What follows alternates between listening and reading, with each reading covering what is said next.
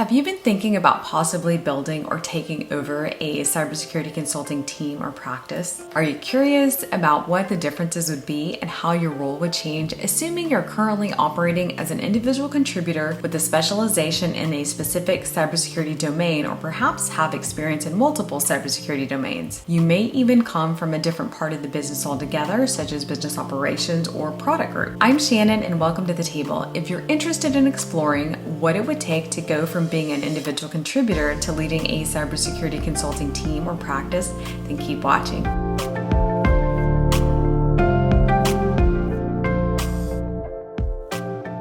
Making the leap from performing a role as an individual contributor to leading a team is drastically different. What makes you successful in your role as an individual contributor will not necessarily translate into similar success as someone who leads a team.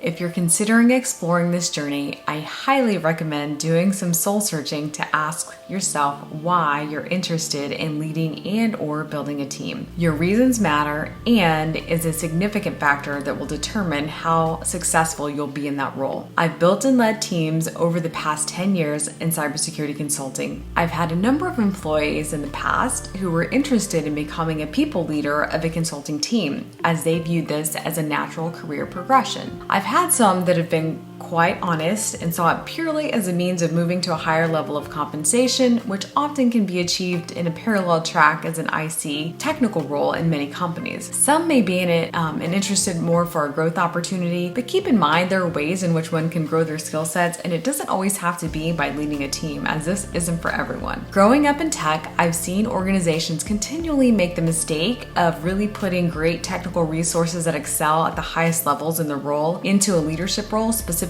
over a team, and what is required to lead a team does not stem from their technical expertise. Those attributes can make an amazing technical leader or mentor that trains others on a team, but may not be impactful or inspiring as a people leader and promotes a healthy path forward for the business. So let's dive into some details as to what one would expect when leading a consulting delivery team. For the purpose of today's session, I'm going to compare a cybersecurity consultant to a practice manager or leader. Keep in mind that titles and levels vary, obviously depending on the company, and even some nuances of the responsibilities depending on how mature the organization is. Let's start with the differences in success factors or common performance measurements.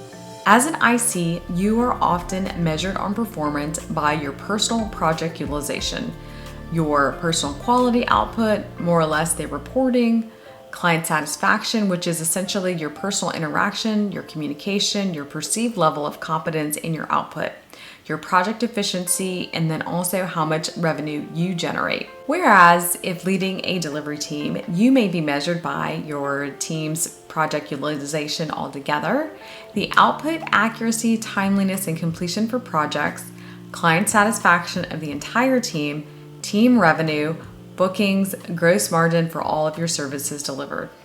Not all of these are applicable to one's performance, as this varies by company. However, they are common forms of measurement for the business. Now we're going to get into the responsibilities of someone who leads a consulting team. We can go deep into some of these, but for today's session, I'm just going to touch on it at a high level.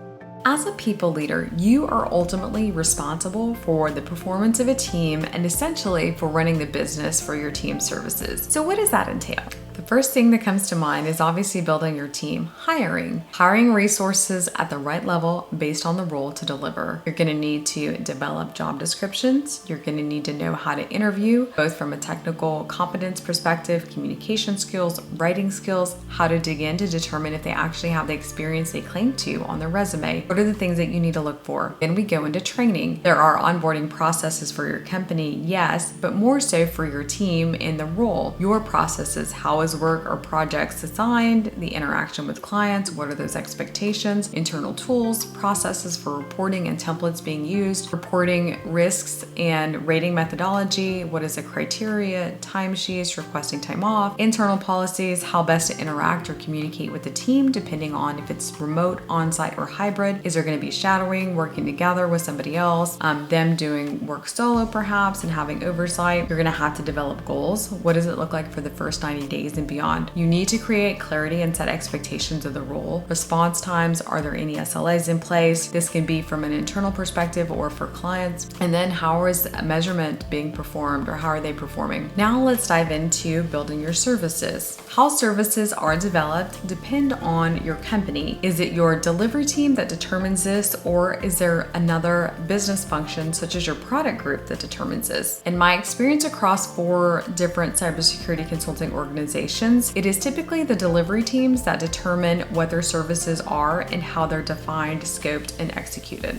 Marketing your services. Again, all of this varies depending on the company. However, most delivery organizations are highly involved as they are the subject matter experts for their services. Marketing typically helps take that expertise and content to then develop marketing collateral and assets. Regardless, you have to understand and participate in the process of how you're marketing to your existing clients as well as net new potential clients. How are you aligning your content for your services to marketing assets across the marketing funnel for a cohesive client experience and journey? Then you have selling your services.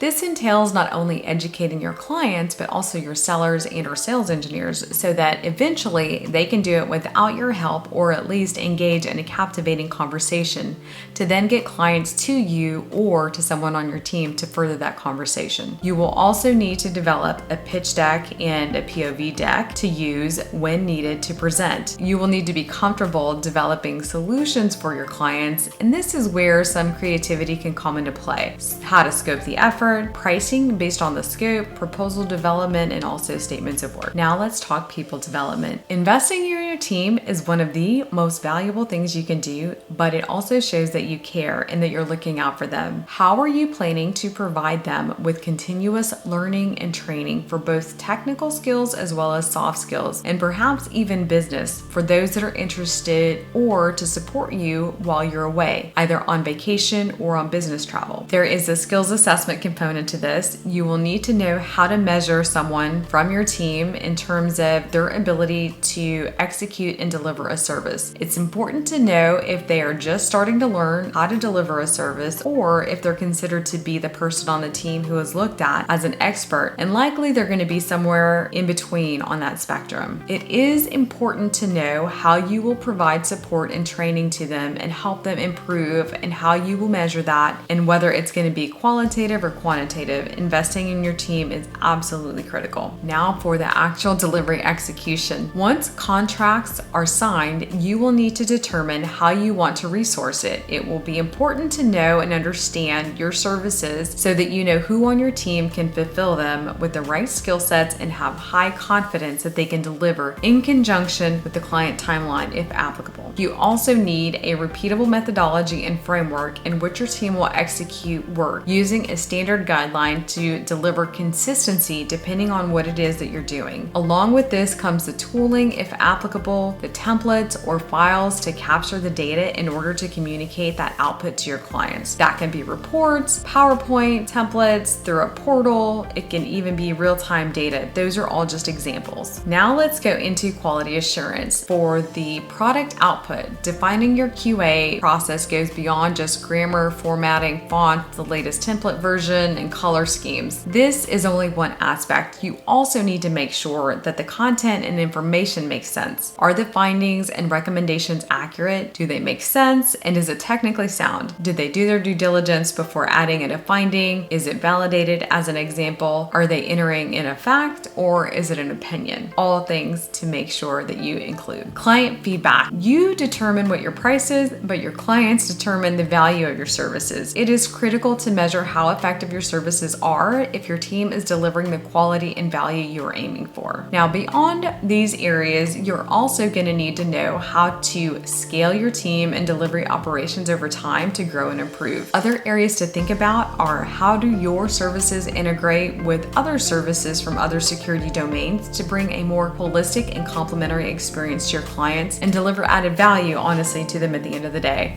If this was helpful or insightful, please do me a favor and hit that like button. And if you haven't already, please subscribe for future videos. If there's an area that you'd be interested in diving deeper into that I touched on, Please share in the comments below so I can continue developing content that can be helpful for you on your journey. Thank you so much for watching, and until next time, take care.